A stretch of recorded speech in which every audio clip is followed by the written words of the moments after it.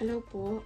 Ngayon naman po ay titikman natin ang ginawa ko pong lemon ginger with honey.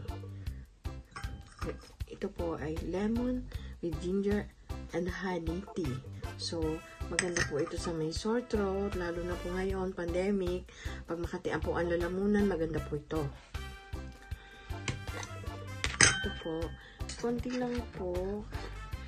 Kasi yung pong lemon, lumasa na po sa honey, kaya tamis, hanghang, at asim po ito. Kaya napakaganda po ito sa may sore throat. Sikin lang po natin siya ng mainit na tubig.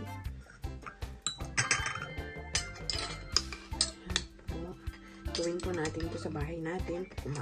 Pag tayo may konti pong ubo, mas napakaganda po nito.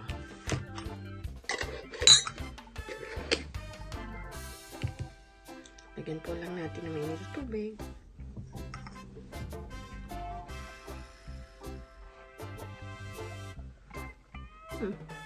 Napakasarap po.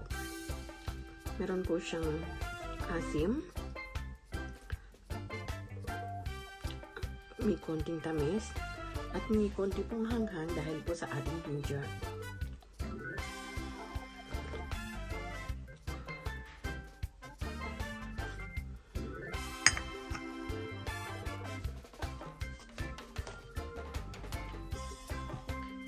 Lagyan po natin ng konting mainit na tubig.